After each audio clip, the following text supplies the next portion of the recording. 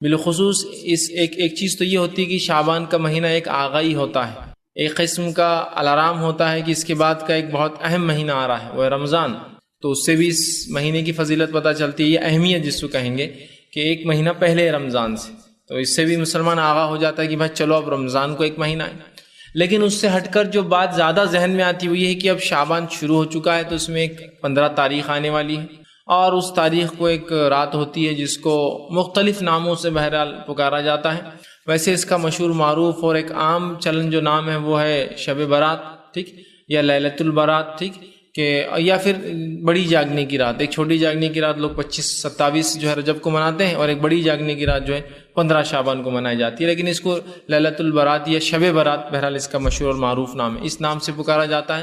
اور پھر مختلف اعمال اس رات سے جڑے، اور اس کے بعد جو دن آتا ہے وہ 15 کا، کہ رات جاگنا، دن میں روزہ رکھنا، اور اس کے علاوہ مختلف چیزیں اور بھی بہرحال اس سے بڑھ کر بھی ہمیں ہمارے ذہن میں آتی، مردوں کی عید ہوتی ہے، تقدیر کے فیصلے لکھے جانے کا معاملہ ذہن میں آتا ہے کہ ایسا ہوتا ہے، اور بہت ساری باتیں۔ تو آئیے کچھ باتیں اس مہینے کے تعلق سے، اور اس 15 کی کیا حقیقت ہے، برات کی کیا حقیقت ہے، کیا واقعتاً یہ رات ہے، کیا ہے تو پھر اس کی فضیلتیں کیا ہے، اور اگر نہیں ہے تو پھر اس کے دلائل کیا ہے، اور لوگ جو دلائل دیتے ہیں اس کے برعکس ہم کیا انہیں بتائیں، کس طرح سمجھائیں کہ یہ رات ثابت نہیں ہے۔ کچھ باتیں انشاءاللہ عزیز اس میں رکھنے کی کوشش کروں گا۔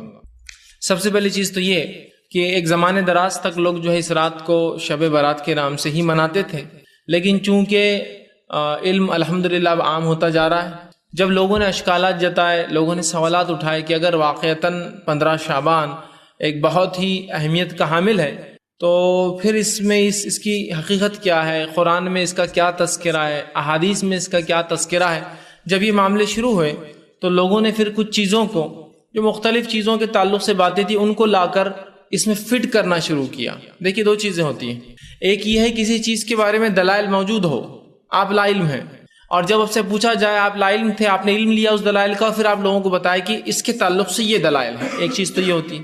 دوسرا یہ ہوتا ہے کسی چیز کو آپ پہلے طے کر لیں کہ یہ ہم کو کرنا ہے، اور طے کرنے کے بعد شریعت میں موجودہ دلائل کو آپ اس میں فٹ کرنے کی کوشش کریں کہ ہاں یہ اس کے تعلق سے ہے۔ تو دونوں میں فرق ہے، ایک تو چیز وجود میں ہے، اس کے دلائل ہے، میں لا علم تھا اس سے، جب میں نے سوال اٹھایا آپ نے تحقیق کی یا میں نے تحقیق کی اور مجھے اس کے جوابات مل گئے۔ تو ایک تو ہے چیز کا موجود ہونا، ہمارا لا علم ہونا، دوسرا ہے چیز کا غیر موجود ہونا، لیکن ہم اس کو مناتے ہیں یا اس پر عمل کرتے ہیں۔ تو ہم پہلے اس چیز کو ثابت کر لیں اپنے نزدیک یہ چیز تو ہے، اب اس کو ثابت کیسے کیا جائے، تو اس کو ثابت کرنے کے پھر قرآن و حدیث کی نص ڈھونڈ کر لانے کی ہم کوشش کریں، اور بتانے کی کوشش کرتے ہیں کہ ہاں یہ وہ ہے جو ہم منا رہے ہیں۔ تو دونوں میں بہت بڑا فرق ہے، یاد رکھیے۔ جیسے کہ مثال اگر دینے کے لیے آپ کو میں کہوں تو شب قدر ایک رات ہے، لیلۃ القدر کس کو اسے کہنا، تو لیلۃ القدر ایک ایسی رات ہے جس کی جس کو ہم کہیں گے ایک حقیقت پسندانہ جائزہ اگر لوں تو جس کی وہاں پاس کوئی قدر نہیں ہے۔ شب قدر ایک ایسی قدر و منزلت، ایک اہمیت کی رات ہے، وہاں پاس کوئی قدر نہیں، اور یہ حقیقت میں جاگنے کی رات ہے، یہ حقیقت میں منانے کی رات ہے، یہ حقیقت میں عبادت کی رات ہے، اور یہ حقیقت میں ثواب کی رات ہے۔ یہ موجود ہے لیکن اس کی ہمارے پاس اہمیت نہیں ہے نا۔ اور اس کے برعکس ایک رات جو غیر موجود ہے شریعت میں، جس کے تعلق سے کوئی تذکرہ نہیں آ رہا ہے، جس کی کوئی فضائل نہیں آ رہا، لیکن اس کو ثابت کرنے کے لیے قرآن حدیث کے فضائل لا کر، یا قرآن حدیث میں جو کچھ چیزوں کی فضیلتیں ہیں ان فضیلتوں کو اس رات پر فٹ کیا جا رہا ہے۔ تو دونوں میں فرق ہے نا، قدر ثابت ہے اور برات کو ثابت کیا جاتا ہے، دونوں میں فرق ہے، یاد رکھیے، یہ بتانا چاہ رہا ہوں۔ تو آئیے کچھ باتیں ہم دیکھتے ہیں۔ تو جب یہ کہا گیا کہ قرآن میں شب برات کا کہاں تذکرہ ہے، جیسے کہ معراج کے تعلق سے بہرحال قرآن میں تذکرہ ہے نا، حالانکہ اس بات کی وضاحت میں نے ایک میرا جو لیکچر ہے شب معراج اور ہماری بدعتیں ہیں اس میں وضاحت کی تھی کہ معراج کے تعلق سے بھی قرآن میں تذکرہ نہیں، یاد رکھیے۔ قرآن میں جو تذکرہ وہ اسراء کا ہے۔ اسراء وہ سفر تھا جو نبی اکرم صلی اللہ علیہ وسلم مسجد حرام سے مسجد اقصیٰ گئے، اس کو کہتے اسراء عربی میں، اور وہ سفر جو مسجد اقصیٰ سے آسمانی ہوا وہ معراج ہے۔ تو معراج ہوئی وہ حدیث میں، لیکن قرآن میں نہیں۔ قرآن میں صرف سفر کا ایک حصے کا ذکر ہے جس کو اسراء کہتے ہیں عربی میں، سبحان الذی اسریٰ، اسی سے وہ سورہ کا نام سورہ اسراء یا سورہ بنی اسرائیل کہلاتا ہے، 17 نمبر کا سورہ، ٹھیک ہے۔ تو وہاں بھی معراج کا تذکرہ ہے، معراج حدیث میں ہے، تو معراج ہوئی لیکن منانا ثابت نہیں، سمجھ رہا۔ تو اسی طرح جب سوالات ہوئے تو لوگوں نے اس رات کو ثابت کرنے کے لیے کچھ آیتوں کو لا کر فٹ کرنے کی کوشش کی ہے، یاد رکھیے۔ اور جب بھی یاد رکھیے پیوند کاری ہوں گی نا، چیزوں کو گھڑا جائیں گا تو پیوند کھل جاتے ہیں، الٹریشن سمجھ میں آ جاتے ہیں. حقیقی چیز شب قدر واضح ہے. لیکن اب اس میں ہم نے کیا کیا، کچھ آیتیں لا کر فٹ کرنے کی کوشش کی اور امت کو یہ بتایا کہ قرآن سے یہ رات ثابت ہے. آئیے تو اس رات کا کیا یہ رات قرآن سے ثابت ہے؟ سب سے پہلے اس کو ہم دیکھنے کی کوشش کرتے ہیں.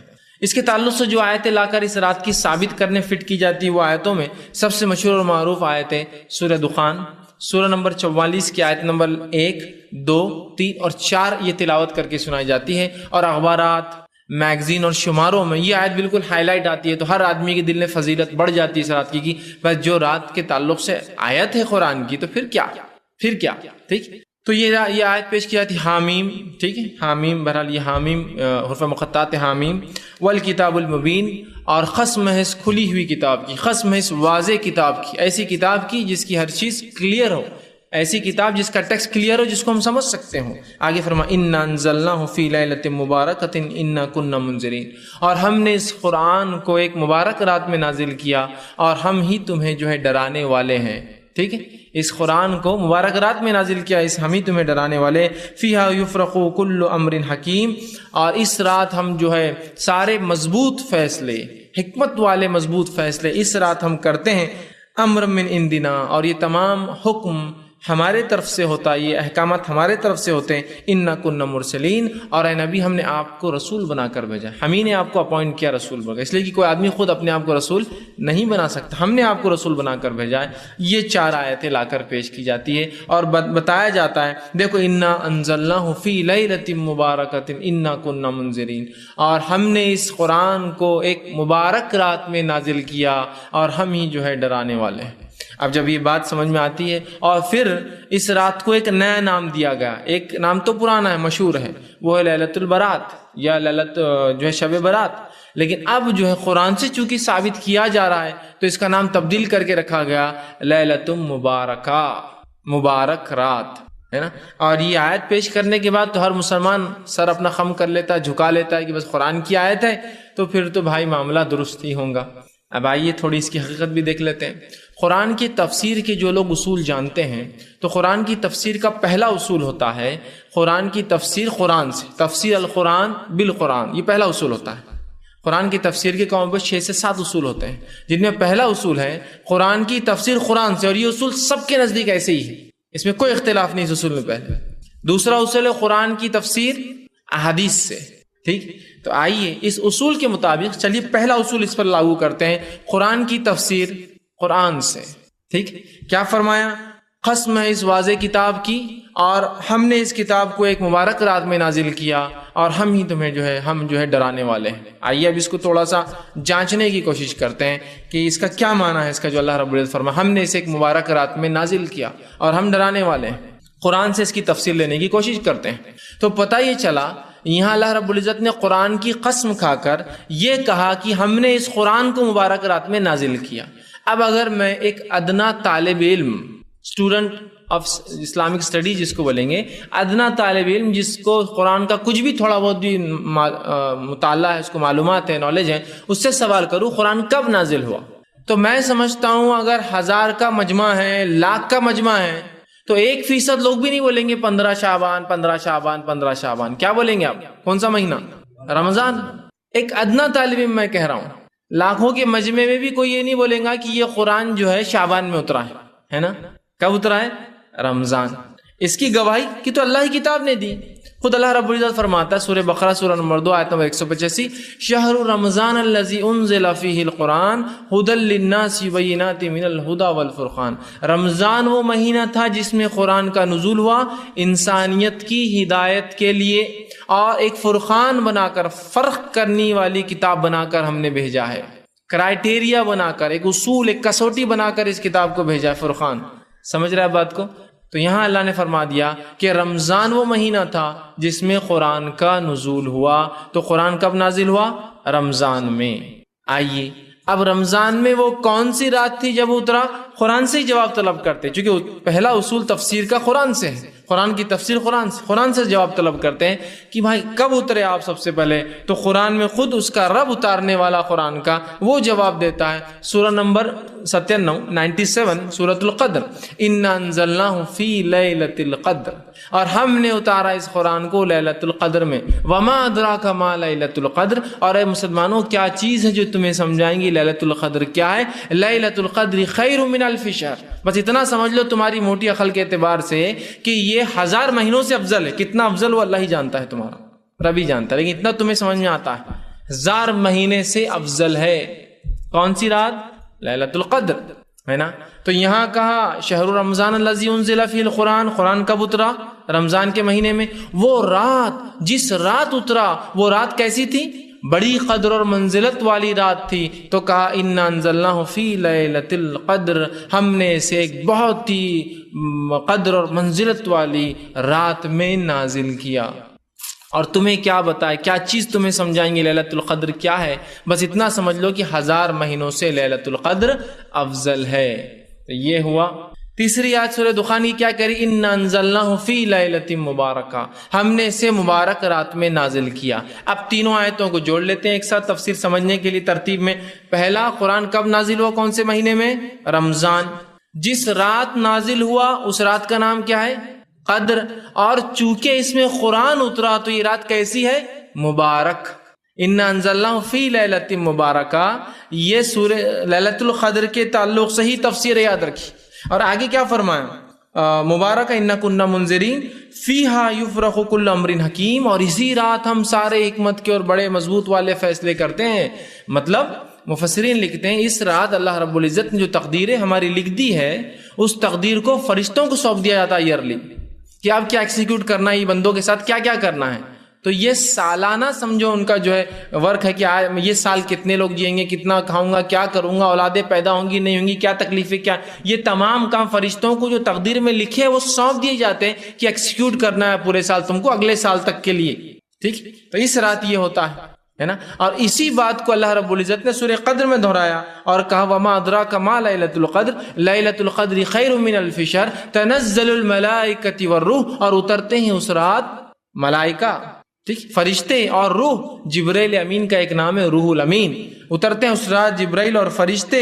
اور آگے فرما فیہا باذن ربہم من کل امر، اور اللہ کے حکم سے اترتے ہیں، اور تمام احکامات جو مضبوط احکامات ہیں جو اس سے پہلے سورہ دخان میں آ چکے ہیں کہ اس رات ہم اپنے احکامات کو وہ کرتے ہیں، تو کہا من کل امر، اور اس رات ہم اپنے احکامات کو نازل کرتے ہیں۔ ٹھیک ہے، سلام ہی حتی مطلع الفجر، اور سلامتی والی ہے رات فجر کے طلوع ہونے تک۔ تو یہ جو آیتیں جو لیلۃ المبارکہ ثابت کرنے کی کوشش کی جا رہی ہے، یہ در حقیقت لیلۃ المبارکہ کون سی رات ہے؟ سمجھ گئے آپ لوگ؟ یہ لیلۃ القدر ہے، یہ مبارک رات ہے، اور آتی کب ہے؟ رمضان میں۔ آپ کو کہے نہیں لیلۃ المبارکہ ایک رات، لیلۃ القدر ایک رات، تو دیکھیے اب سمجھیے، تھوڑا سا اپنی عقلوں کو جھنجھوڑیے۔ انا انزلناہ فی لیلۃ مبارکہ، ہم کہہ رہے ہیں یہ 15 شعبان ہے۔ ان انزلناہ فی لیلۃ القدر، ہم کہہ رہے ہیں یہ قدر ہے جو کہ 21 رمضان، 23 رمضان، 25 رمضان، 27 رمضان اور 29 رمضان میں سے ایک۔ ٹھیک، تو اس کا مطلب یہ ہوا قرآن 2 بار نازل ہوا، قرآن 2 بار نازل ہوا۔ ایک بار نازل ہوا 15 شعبان کو، اور شاید رسول اللہ پھر بھول گئے جب نازل ہوا، پھر اس کے بعد پھر دوسری بار اتارنا پڑا۔ یہ آپ سمجھ رہے یہ کنفیوژن جو ہے، اگر آپ مانیں کہ یہ مبارک رات الگ ہے، قدر الگ ہے، تو مجھے بتائیے قرآن کب نازل ہوا؟ آپ کہیں گے رمضان کی، تو قرآن ہی گواہی دے رہا ہے، تو پھر آپ کی بات سنی جائیں گی یا اللہ کی کتاب کی بات سنی جائیں گی؟ بتائیے۔ تو بس جب امت نے سوال کیا کیا یہ رات قرآن سے ثابت ہے، تو آیت لا کر فٹ، میں نے کہا نا، ایک ہے چیز کا ثابت ہونا، قدر بالکل ثابت ہے، اور ایک ایسی چیز ہے جس کو ثابت کرنے کے لیے دلائل کو جمع کیا جا رہا ہے۔ مطلب یہ کہ اگر میں یہ کہہ لوں کہ یہ چیز مجھے اپنے نفس پہ حلال کرنا ہی ہے، اب شروع کرو تحقیق کی کیا ہے، تو میں حلال والی چیزیں لیتے جاؤں گا، حرام والا معاملہ چھوڑتے جاؤں گا۔ شریعت نے کیا کہا وہ اصل ہے، یاد رکھیے۔ تو یہاں ہم دیکھ رہے ہیں یہ آیتیں سراسر جو ہے لیلۃ القدر کے تعلق سے ہے۔ ان آیتوں کا رتی برابر بھی تعلق 15 شعبان سے نہیں ہے، یاد رکھیے۔ اور اس کے علاوہ کوئی آیتیں اور لوگ فٹ کرتے ہیں، فٹ کرنا چاہے وہ 15 شعبان سے، ان کا کوئی لینا اور دینا نہیں ہے۔ یہ بات ہمیشہ اپنے ذہن میں آپ رکھ لیجیے، اب یاد رکھیے کہ کوئی بہکا نہ سکے قرآن میں یہ رات ہے، یہ برات قرآن میں. قرآن برات میں نہیں ہے میرے بھائی. اگر قرآن کی ایسی من مانی تفسیریں ہم کرنے لگے تو ابوبکر صدیق رضی اللہ عنہ سے ایک مرتبہ سوال ہوا کسی قرآن کی آیت کے تعلق سے، تو کہا مجھے اس کا علم نہیں ہے، اور ابوبکر کو کون سا آسمان پناہ دیں گا اور کون سی زمین سنبھالیں گی اگر ابوبکر اپنے دل سے اس کی تفسیر کرنا شروع کر دیں. ابوبکر صدیق سے جب سوال ہوگا قرآن کے تعلق سے، آپ جواب نہیں دے پائے. لوگوں نے کہا آپ کو نہیں پتا، تو کہا مجھے نہیں پتا، اور ابوبکر کو پھر کون سا آسمان سہارا دیں گا، سپورٹ کرے گا، مطلب سایہ دیں گا، اور کون سی زمین سنبھالیں گے. ابوبکر اللہ کی کتاب کی تفسیر خود سے کرے. تو اللہ کے لیے اللہ کی کتاب کی تفسیر اپنی من مانی مت کیجیے. اور کسی مفسر نے اس کا معنی یہ نہیں لیا کہ یہ سوائے ان کے جنہوں نے مختلف عجیب و غریب دعوے کر رکھے، جن کو اہل باطن جن کو کہتے ہیں، جن کے سامنے ظاہر نہیں، ان کو باطن علم ہوتا ہے، ان کے نزدیک یہ تفسیر میں آتا ہے 15 شعبان. اس کے علاوہ کسی نے بھی اس کو، بلکہ علامہ ابن کثیر نے کہا یہ تو قدری ہے، یاد رکھیے مکمل طور سے. تفسیر الطبری میں کہا کہ یہ تو قدری ہے یقینی طور سے، اس لیے کہ یہ قدر کی تفسیر ہے. سورہ جو لیلۃ القدر ہے اسی وہ رات چونکہ مبارک ہے، یہاں اس کا ایک صفت کا تذکرہ ہو رہا ہے، وہاں نام کا تذکرہ ہو رہا ہے، اور سورہ بقرہ میں وہ کب آتی ہے، رمضان کا تذکرہ ہو رہا ہے. تینوں باتیں آ گئی. تو قرآن سے یہ رات ثابت نہیں، یاد رکھی. تو کوئی اب خامخواہ کسی کو باور کرنے کی کوشش نہ کریں. اب ہوتا یوں ہے کہ جب دلائل دیے جاتے ہیں تو لوگ الٹا چڑھائی کرتے ہیں، سنتے تو نہیں یہ بات کو. جنرلی ہوتا ہے لوگ جب DVD سنتے ہیں اس کے، نیٹ پہ جاتا ہے تو بات تو سمجھنا ہی نہیں، بس چڑھائی شروع کر دینا ہے. بس نہیں یہ غلط ہے، یہ وہابی ہے، یہ فلاں ہے، یہ ایسے ہے، یہ فلاں ہے، یہ خبیث ہے، یہ ایسے ہے، یہ ویسے ہے. اور اس کے علاوہ جو ہے بحث مباحثہ یا گالی گلوچ، بس معاملہ یہاں ختم ہو جاتا ہے. یہ طریقہ نہیں دین کو سیکھنے کا، یاد رکھیے. ٹھیک، یہ اصول بھی نہیں ہے دین کو سیکھنے کا. اگر سامنے والا فریق کوئی دلائل دیتا تو آپ دلائل کی تحقیق کیجیے. اگر آپ یہ کہیں کہ نہیں ہم جو کر رہے ہیں بس وہی صحیح ہے، تو پھر ہم بھی یہ کہیں گے ہم بھی جو کر رہے ہیں وہی صحیح ہے. تو معاملہ تو کوئی بننے والا نہیں. معاملہ تو تب بنے گا کہ آپ کے دلائل اور ہمارے دلائل، اور دلائل کتاب و سنت کے جیسے صحابہ نے سمجھا. میری منمانی سوچ نہیں جیسے ہم لگا رہے ہیں یا لیلۃ مبارک بولتے شب برات. اور افسوس کی بات ہے بہت سارے علماء جن سے میری ذاتی طور سے بات ہوتی ہے تب تو برابر کہتے ہی بدعت ہے، ہاں یہ درست نہیں ہے، لیکن عوام میں جب کھڑے ہوتے تو پھر وہی رٹا لگائے ہوئے، اس کی یہ فضیلت ہے، اس کی فلاں. جب پوچھا جاتا ہے کیا ہے تو کہتے کرنا پڑتا ہے، یہ ایڈجسٹمنٹس ہے، یہ ضرورتیں ہیں، مدرسے کے چندے کیسے آئیں گے، ڈونیشنز کیسے چلیں گے، فلاں چیز کر لیے تو کیا ہوا. مطلب علمی اعتبار سے تو آپ لنگڑے ہیں، یہ بات آپ کو بھی پتا ہے، لیکن جب عوام میں چلے جاتے ہیں وہاں تو لوگ پوچھنے والے ہیں نہیں. عوام تو راضی ہے کسی بھی کام کے لیے، وہاں برابر اپنا منہ کھولتے ہیں. تو یہ فضیلت، وہ فائدے، یہ فلاں اور وہ فلاں. پھر خود جب تفسیر پڑھتے ہیں یا کسی عالم کی تفسیر بتائیے جو آپ کا عالم ہو، جس نے یہ تفسیر کی ہو کہ مبارکہ اور قدر دو الگ راتیں، اور یہ ثابت کیا ہو کہ 15 شعبان کو بھی قرآن نازل ہوا، اور 27 یا 21 جو ہے 23 25 27 یا 29 رمضان کو بھی نازل ہوا لیلۃ القدر. ثابت کر دیجیے. دوسرا، چلیے بھائی قرآن سے اگر نہ بھی ہو، حدیث سے تو یہ رات ثابت ہے نا، کہیں حدیث آتے ہیں. چلیے آئیے حدیث کا بھی تھوڑا جائزہ لے لیتے. کیا یہ رات شب برات جسے کہا جا رہا ہے کیا حدیث سے ثابت ہے؟ سب سے پہلی چیز تو یہ یاد رکھیے، یہ برات لفظی عجیب ہے. جیسا کہ عید الفطر، کیا معنی ہے اس کا؟ عید جو فطر کی عید ہے، چونکہ فطرہ دیتے ہیں، اس سے پہلے غریبوں کی مدد کرتے. عید الفطر. عید الاضحیٰ وہ عید جس میں ہم جانور کو ذبح کہتے ہیں، یا یوم النحر کہتے ہیں اس دن کو، ذبح کرنے کا، خون بہانے کا دن. سگنیفیکنس ہے، کچھ نہ کچھ سمجھ میں آ رہا. اب یہ کیا ہے؟ لیلۃ البرات، شب برات. برات کا عربی میں کیا معنی ہوتا ہے؟ نفرت کا اظہار کرنا. جیسے کہ اللہ رب العزت نے سورہ توبہ کے اندر کہا برات من اللہ ورسولہ، کہ اللہ اور اس کے رسول اپنے نفرت کا اظہار کرتے ہیں مشرکین سے. اور جب 4 مہینے گزر جائے حرمت والے تو پھر ان کو جو ہے چھوڑو مت. اگر یہ امن پہ آتے تو ٹھیک، نہ امن پہ آئے تو پھر ان کو جہاں پاؤ، چونکہ اب جنگ کا اعلان تھا، یہ قتل کرو انہیں. تو یہاں برات کا اظہار کیا. اب یہ شب برات، اس کا معنی ہو رہا ہے کہ نفرت کے اظہار کرنے والی رات. اب یہ کیسی رات ہو سکتی ہے شریعت میں جس میں نفرت کا اظہار؟ کیا نفرت کا اظہار کرنا ہے بتائیے؟ کیا اظہار کرنا ہے؟ اب کیا برات، کس سے برات کا اظہار کرنا ہے؟ فرعون سے برات کا اظہار کرنا ہے؟ نمرود سے برات کا اظہار کرنا ہے؟ نہیں. اب لاجک دیکھیے، میں نے کہا نا ثابت چیز نہیں ہے تو ثابت کرنے کے لیے ہر چیز لا لیتے ہیں. نہیں، بولے یہ ایسی رات ہے جس میں گناہوں سے برات کا اظہار ہے.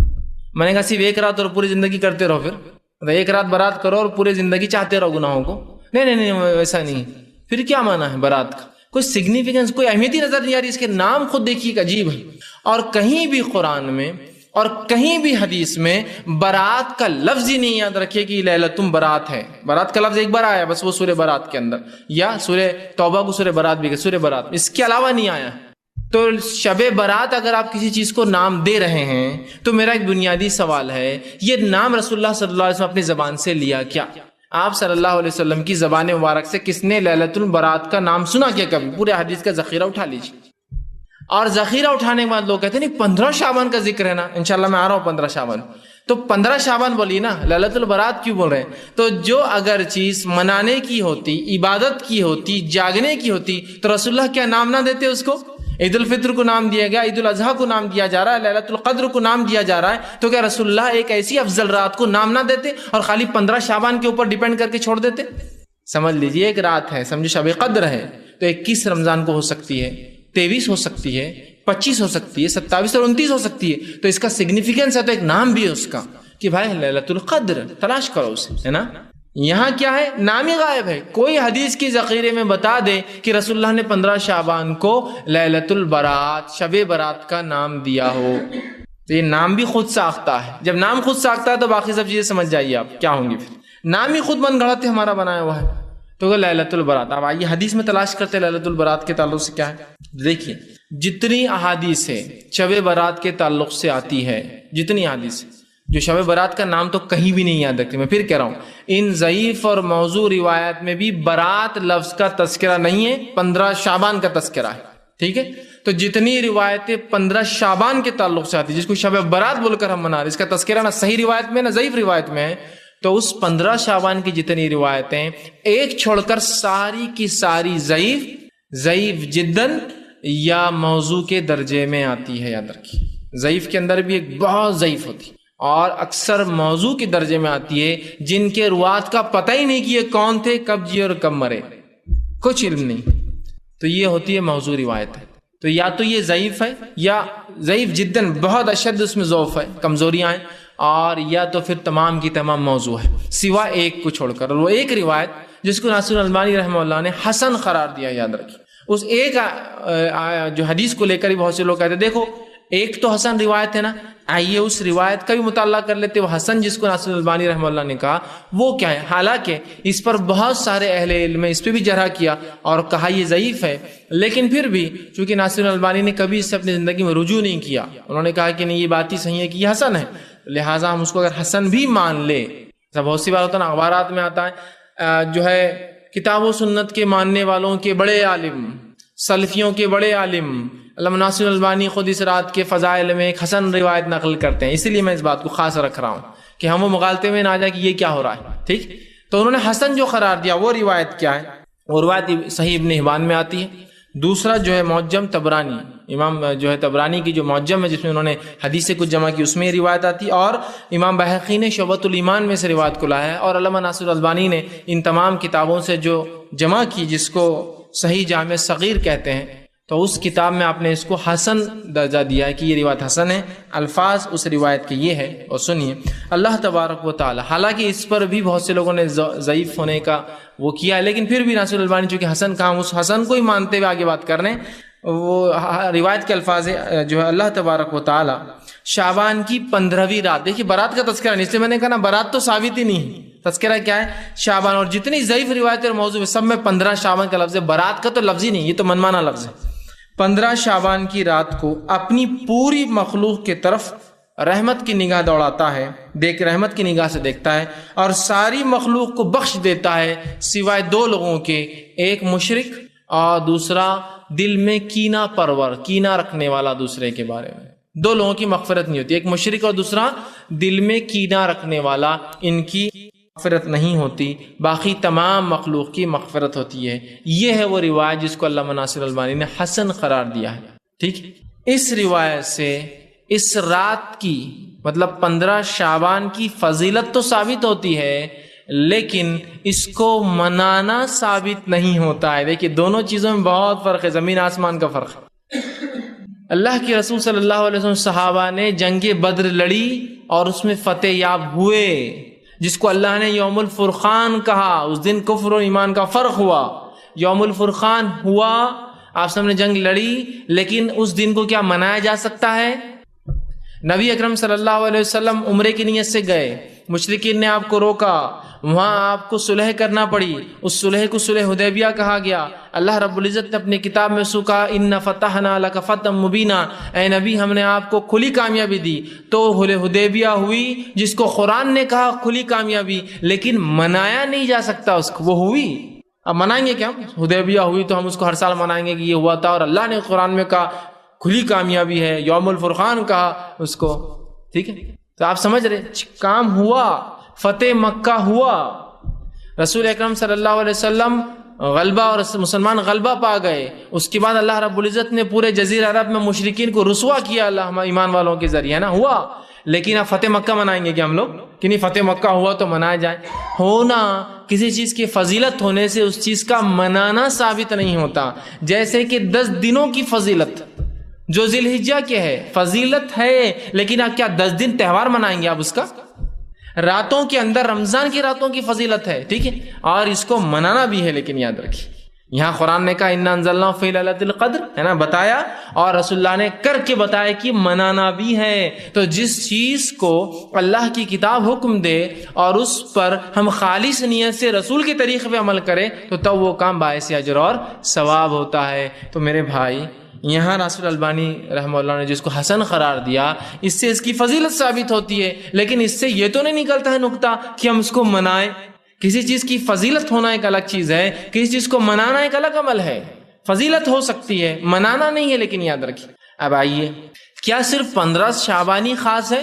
تو 15 شعبان اس مسئلے میں خاص نہیں ہے، چونکہ اس سے بھی افضل راتیں چل رہی اور ہر رات اس سے افضل ہوتی، یاد رکھیے۔ اس کا معنی کیا ہے؟ آئیے میں ایک روایت سناتا ہوں، صحیح بخاری اور صحیح مسلم کی روایت ہے، متفق علیہ۔ آپ فرماتے ہیں ہر رات، ویسے یہ بات ہم صرف رمضان میں سنتے ہیں لیکن یہ حدیث جو ہے عام ہے، ہر رات اللہ رب العزت آسمانی دنیا پر آتا ہے، پہلے آسمان پر آتا ہے، ٹھیک، ہر رات، اور ایک ندا آواز لگائی جاتی ہے کہ ہے کوئی مغفرت کا طلب کرنے والا، میں دینے بیٹھا ہوں، ہے کوئی توبہ کرنے والا، میں دینے بیٹھا ہوں، ہے کوئی مانگنے والا، میں اس کی محتاجی پوری کرنا بیٹھا ہوں۔ اور اللہ ہر رات یہ کرتا ہے، رات کے آخری تیسرے پہر جس کو تہجد بولتے ہیں نا، سحر کا آخری وقت جو ہوتا ہے وہ تہجد کا آخری وقت ہے، تب اللہ رب العزت آسمانی دنیا پہ آتا ہے ہماری، اور ایک ندا اور آواز لگائی جاتی ہے جب ہم سوتے رہتے ہیں۔ یہ اللہ کے کچھ بندے جاگ کر تب اللہ سے مانگتے بھی ہیں، اس وقت مانگنا چاہیے کہ ندا آواز، اللہ آواز لگا رہا ہے، کوئی مغفرت کا طلب کرنے والا، ہے کوئی توبہ کرنے والا، ہے کوئی معافی مانگنے والا، ہے کوئی جو حاجت چاہتا ہے مجھ سے پوری کروا، اور میں کرنے کو بیٹھا۔ تو یہ تو ہر رات ہوتا ہے، تو 15 شعبان کیا خاص ہے پھر؟ ہر رات ہی ہوتا ہے، ہر رات ہو رہی یہ چیز، ہر رات اللہ رب العزت توبہ اور مغفرت کرنے والوں کو 15 شعبان سے زیادہ فضیلت دے رہا ہے۔ اس رات تو سب کو اللہ معاف کر رہا ہے، لیکن یہاں تو ہر شخص اپنے لیے معافی مانگ سکتا ہے، ہر شخص ہر رات مانگ سکتا ہے، کوئی رمضان بھی خاص نہیں ہے اور کوئی اس کے لیے شعبان بھی خاص نہیں، نہ 15 شعبان خاص۔ تو پھر اتنی فضیلت بیان کر کے کہ جس کی کوئی انتہا نہیں، اتنی فضیلت کہ ایک صاحب تو اس حد تک پہنچ گئے کہ کہا شب قدر سے زیادہ اس کی فضیلت ہے، اس لیے کہ شب قدر کو تو تلاش کرنا پڑتا ہے، یہ تو پہلے سے معلوم ہے کب ہے، تو لہٰذا اس میں تو زیادہ ہو جانا، ایگزیکٹلی معلوم آپ کو 15 کب ہے، وہاں تو 21 23 25 ڈھونڈو، 27 29، یہاں تو پتا ہے۔ یاد رکھیے ہم نے ان ڈپلیکیٹ راتوں کو منا کر حقیقی رات ہم بھول گئے۔ بہت سے لوگ بولتے تھے وہ کتنی بد زبانی کر رہے ہیں، شب برات کو ڈپلیکیٹ کر رہے ہیں۔ یاد رکھیے میرے بھائی، اگر کوئی حقیقی چیز کو مٹانے کی کوشش کرے دوسری کوئی چیز سے، اور اگر میں اس دوسری چیز کو برا کہوں تو آپ کو برا نہیں لگنا چاہیے، اس لیے کہ جب آپ وہ دوسری چیز کرتے ہیں اس سے ایک حقیقی چیز مٹتی ہے اور مسخ ہوتی ہے۔ تو شب قدر کے بارے میں افسوس نہیں ہوتا آپ کو کبھی کہ آپ اس کو کھو بیٹھ رہے ہیں ان راتوں کی وجہ سے دوسری؟ تو احادیث کے اندر اس رات کی جو فضیلت آتی ہے اور جو ایک ہی روایت حسن درجے کی ہے اس میں بھی صرف فضیلت ثابت ہے، حالانکہ اس کو بہت سے علماء نے ضعیف قرار دیا ہے، لیکن پھر بھی اگر ناصر البانی کے اصول کے مطابق مان بھی لیا جائے تو یہ رات کی فضیلت وہی ہے جو ہر رات کی ہے، اس میں کوئی بہت خصوصیت نہیں، ٹھیک ہے؟ تو اتنی ہی بس بات ملتی ہے، ٹھیک۔ اب دوسری چیز، نہیں دوسری ایک روایت اور ہے نا، آپ نے تو خالی ایک ہی بیان کی، وہ قبرستان والی روایت تو پوری باقی ہے ابھی، جو امام ترمذی نے اپنی کتاب میں روایت کی اور روایت کرنے کے بعد خود ہی لکھ دیا کہ ضعیف۔ بہت سی بار لوگ سوال کرتے ہیں ایسا محدث لکھتے کیوں، بیوقوف تھے کیا ہو؟ نہیں، امام ابو داؤد لکھتے کیوں تھے ایسی حدیث جو ضعیف ہے نا، فلاں باب کے اندر آپ نے یہ لکھا اور وہ بھی لکھا، پھر خود ہی لکھتے یہ صحیح اور ضعیف ہے، تو کیوں لکھتے تھے وہ لکھنے والے؟ تو میرے بھائی وہ بہت زیادہ ہوشیار اور دانا تھے، اور وہ جانتے تھے کہ امت کو دونوں پہلو رکھنا سامنے ضروری ہے. یعنی ایسے بہت سارے تابعین کے تعلق سے آتا تھا کہ ایک تابعین کا ایک واقعہ کہ انہوں نے اپنے بچے کو احادیث سکھائی، چھوٹا تھا اور بہت ساری روایتیں اس کو سکھائی. جب وہ کافی ساری حدیثیں سیکھ چکا تو اس کے بعد کیا کہا معلوم؟ کہا میرے بیٹے یہ تمام ضعیف اور موضوع روایتیں تھی جو میں نے سکھا دی، اب اس کے علاوہ جو باتیں سمجھ جانا وہ صحیح ہوں گی. میں نے تم کو رانگ کیا ہے بتا دیا، اب رائٹ کیا ہے تم سمجھ جانا. یہ رانگ ہے تمہارے پاس جو ہے، کہ تو رائٹ صحیح حدیث تو بہت ہے، اب میں نے تم کو جو چلن میں غلط ہے بتا دیا، اب یہ نہیں ہے تو سمجھ جانا تمہارے پاس جو بات آئے اس کو لے لینا خاموشی سے. انہوں نے ان کو اصول کرائٹیریا دے دیا تھا اپنے بچے، سمجھ رہے؟ تو بہت سی بار وہ دونوں باتیں سکھاتے. کیوں سکھاتے؟ تاکہ بات واضح ہو جائے. بہت سے لوگ لکھتے ہیں امام بخاری نے اپنی بخاری میں اس کو لکھا. میں کہتا ہوں ہاں لکھا ہے نا بہت سی چیزوں کو، لیکن وہ کیوں لکھا وہ نہیں دیکھیں گے. کبھی کسی حکم کو بتانے کے لیے لکھا صحیح ہے بول کے، اور کبھی نکیر کے لیے، اس کے رد کے لیے لکھا کہ یہ غلط ہے. لیکن بولنے والا کیا کرتا ہے؟ وہ رد نہیں لکھتا، خالی لکھتا کہ امام بخاری روایت کرتے ہیں. کیا روایت کرتے ہیں؟ کہ غلط ہے یہ مسئلہ، وہ نہیں لکھتا ہے. تو امام ترمذی نے کیوں روایت کیا؟ اس لیے کیا کہ امت سمجھ جائے، اور خود ہی حکم لگا دیا کہ یہ ضعیف ہے. کیوں؟ تاکہ تم سمجھ جاؤ کہ یہ روایت درست نہیں ہے، لیکن چلن میں ہے، تمہارے سامنے آ سکتی ہے بات، تو لکھ دینا بہتر ہے. تو یہ ضعیف ہے، لیکن روایت کیا ہے وہ روایت آئی ہے، اور اس کے برعکس صحیح روایت ہے کیا وہ بھی رکھوں گا. واقعہ سن لیجئے. واقعہ یہ کہ ماں عائشہ رضی اللہ عنہا فرماتی ہیں، مطلب اس روایت کے اعتبار جو ضعیف ہے ترمذی کی، اس روایت میں الفاظ سنیے. وہ کہتی ہے کہ ایک رات میں سوئی ہوئی تھی اور رسول اکرم صلی اللہ علیہ وسلم اٹھ کر بستر سے چلے گئے. میں خاموشی سے اٹھی اور پیچھے پیچھے آپ صلی اللہ علیہ وسلم کی چلی، اور آپ صلی اللہ علیہ وسلم چلتے ہوئے بقیع میں پہنچ گئے. بقیع جو جنت البقیع جسے ہم کہتے ہیں، جو قبرستان ہے، بقیع میں پہنچ گئے. اور بقیع میں پہنچ کر آپ نے ہاتھ اٹھا کر دعا کی. جب رسول اللہ صلی اللہ علیہ وسلم واپس آئے تو میں بھاگنے لگی تاکہ کہیں رسول اللہ مجھے دیکھ نہ لے. میں دوڑتی ہوئی پہلے پہنچی اور آ کر بستر پر لیٹ گئی. جب رسول اللہ گھر میں داخل ہوئے تو آپ نے دیکھا میری سانس پھول رہی تھی. آدمی سو رہا ہے لیکن سانس اسپیشل پھول رہی، مطلب وہ پیچھے تھا. تو رسول اللہ نے مجھ سے کہا، اے عائشہ کیا تم مجھ پر شک کرتی ہو کہ اللہ کے رسول ناانصافی کریں گے تمہارے ساتھ؟ تو مائی عائشہ نے کہا کہ اللہ کے رسول مجھے شک ہوا تھا کہیں آپ مجھے چھوڑ کر، چونکہ باری تو میری تھی، کہیں آپ مجھے چھوڑ کر جا کر جو ہے دوسری بیوی کے پاس تو نہیں چلے گئے. مجھے شک ہوا اس چیز کا، کہیں آپ دوسری اہلیہ دوسری بیوی کے پاس تو نہیں چلے گئے آپ. ٹھیک، اب آئیے، یہ روایت ضعیف تھی، یاد رکھیے حدیث ضعیف تھی. اس حدیث میں جو باتیں پتہ چلتی ہے وہ یہ ہیں. سب سے پہلے کہ رسول اکرم صلی اللہ علیہ وسلم خاموشی سے بقیع گئے تھے. آپ نے اپنے اہلیہ کو جو اپنے بازو سو رہی تھی اس کو اٹھانا بھی پسند نہیں کیا. مائی عائشہ پیچھے دھیرے دھیرے جا کر اس مسئلے کو دیکھتی ہے کیا ہو رہا ہے، واپس آ کر لیٹ جاتی ہے. اگر نعوذ باللہ مائی عائشہ پیچھے نہیں جاتی، وہ چیز نہیں دیکھتی، تو رسول اللہ صلی اللہ علیہ وسلم یہ رات ہم سے چھپا لی تھی. وہ تو کوئنسیڈنس سے اٹھ گئی تھی تو پتہ چلی، اور کہتے یہ وہ رات تھی جس رات کو شب برات کہتے ہیں. یہ 15 شعبان تھی. اور پھر جب رسول اللہ نے کہا عائشہ مجھ پہ شک کرتی ہو، تو کہا مجھے شک ہوا تھا کہ آپ دوسری بیوی کے پاس چلے گئے ہوں گے. پھر رسول اللہ نے فرمایا مجھ سے، وہ کہتی ہے کہ اے عائشہ آج کی رات کی فضیلت ہے کہ اللہ سبحانہ تعالیٰ، 15 شعبان کی فضیلت ہے کہ اللہ سبحانہ تعالیٰ اس روز لوگوں کی مغفرت کرتا ہے، اور اتنے لوگوں کی مغفرت کرتا ہے جیسے بنو کلب کی بکریوں کے بال جتنے اتنے لوگوں کی مغفرت کرتا ہے. تو یہاں میں عائشہ کا اپنے شوہر پر، رسول اللہ پر شک کرنا، اگر وہ نہ جاتی تو اس رات کا ہم سے چھپ جانا، کیا آپ امید کرتے کہ رسول سے کہ وہ اتنی افضل رات کو خاموشی سے منائیں؟ جبکہ رسول اللہ صلی اللہ علیہ وسلم رمضانوں میں 10 راتوں تک، روایت میں آتا عائشہ فرماتی ہے، ہمارے دروازوں پر، اپنی ازواج کی دروازوں پر دستک دیتے اور اٹھا کر کہتے جاگو عبادت کرو. حالانکہ وہ 5 میں سے کوئی ایک، لیکن رسول اللہ پوری 10 جاگتے تھے. جاگو اور عبادت کرو، یہ قدر ہو سکتی. جہاں یہ نبی قدر میں اٹھا رہا ہے، وہیں کیا وہ نبی 15 کو اتنی افضل رات تو خاموشی سے نکل جائے؟ اور ماں عائشہ نہ اٹھتی تو رات تو چھپ گئی تھی ہم سے، ہے نا. لیکن یہ روایت ضعیف ہے. اس کے برعکس صحیح روایت کیا میں آپ کو رکھتا ہوں، صحیح مسلم میں یہ روایت آتی ہے، اور صحیح روایت ہے یہ.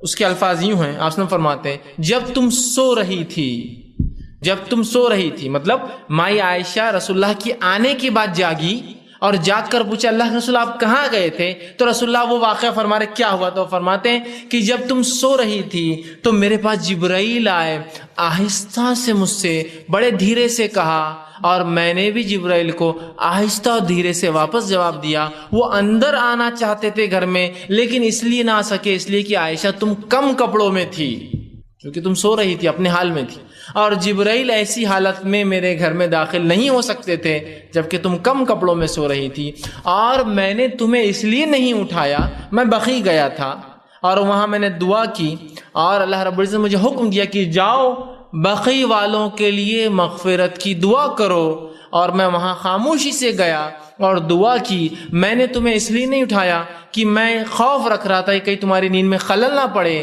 اور میں نے اس لیے بول کر نہیں گیا کہ کہیں ایسا نہ ہو کہ میں تمہیں اٹھا دوں نیند سے اور پھر تم اکیلے پن کی وحشت سے سو نہ سکو، تو اسی لیے میں نے نہ تم کو اٹھایا نہ تم کو انفارمیشن دی کیوں گیا۔ اب جا کر آیا ہوں، اللہ نے کہا کہ مجھے جو ہے بقیع والوں کے لیے مغفرت کی دعا کرو، میں مغفرت کی دعا کر کر آ چکا ہوں۔ آنے کے بعد آپ نے پورا واقعہ اپنے بیوی کو بتایا، اور یہ صحیح مسلم کی صحیح روایت ہے۔ اب کیا اس کے مخالفے میں وہ ضعیف روایت کو لیں گے؟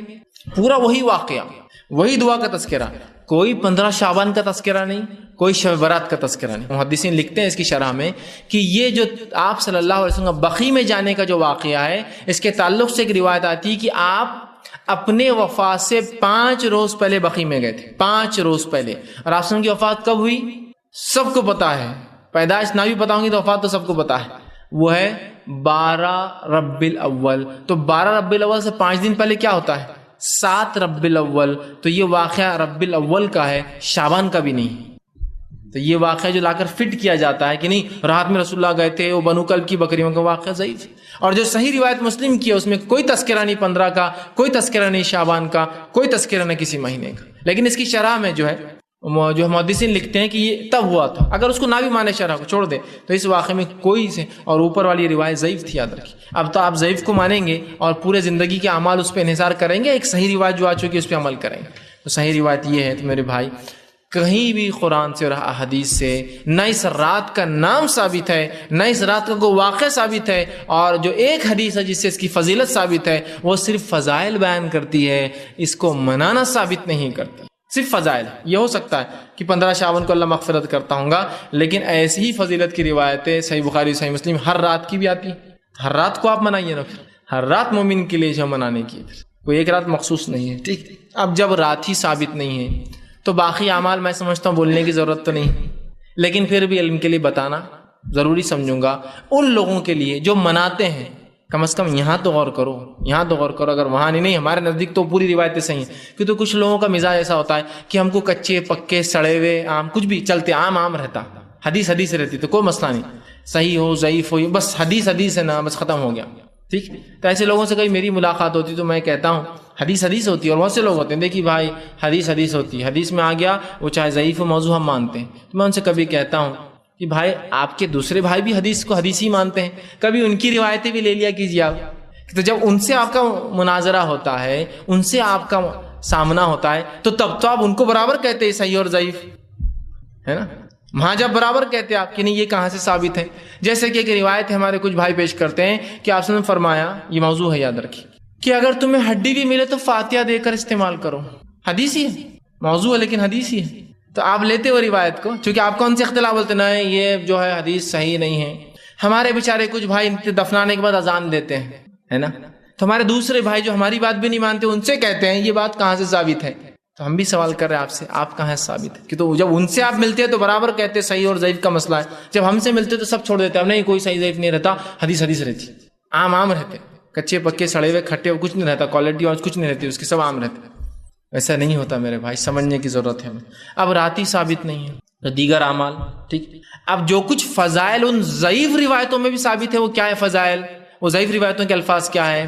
15 شعبان کی رات اللہ سب کی مغفرت کرتا ہے، 15 شعبان کی رات اللہ آسمانی دنیا پہ آتا ہے، اعلان ہوتا ہے، جو حضرت علی کی ایک روایت ہے، جو یہ بھی موضوع ہے یاد رکھیے روایت، لیکن الفاظ سنیے اس کے کہ 15 شعبان کی رات اللہ پہلے آسمان پہ آتا ہے، آسمانی دنیا پہ آتا ہے، ایک ندا لگائی جاتی ہے، کوئی مغفرت کا طلب کرنے والا میں دینے بیٹھا ہوں، کوئی معافی مانگنے والا میں دینے بیٹھا ہوں، کوئی توبہ کرنے والا میں دینے بیٹھا ہوں، کوئی رزق طلب کرتا ہے میں دینے بیٹھا ہوں، آج تم جو مانگو گے میں تمہیں آج دوں گا۔ یہ ثابت ہے، اتنا ہی ثابت ہے، اور تمام موضوع ضعیف میں یہی ثابت ہے، ٹھیک ہے، اور اس حسن روایت میں بھی یہی ثابت ہے، ٹھیک۔ کہیں بھی اس کے علاوہ نماز کا تذکرہ، ذکر و اذکار کا تذکرہ، جاگنے کا تذکرہ کہیں بھی نہیں ملیں گا، آپ کہیں بھی نہیں ملیں گا۔ چلیے اگر آپ بول رہے بھائی ہمارے نزدیک وہ ضعیف روایتیں بھی صحیح ہیں، موضوع بھی صحیح ہیں، تو میں آپ سے سوال کر رہا ہوں ان روایتوں میں آپ کی یہ جو اعمال آپ کر رہے ہیں مغرب کے بعد سے لے کر، ان اعمال کا تذکرہ کہاں ہے؟ بتا دیجیے۔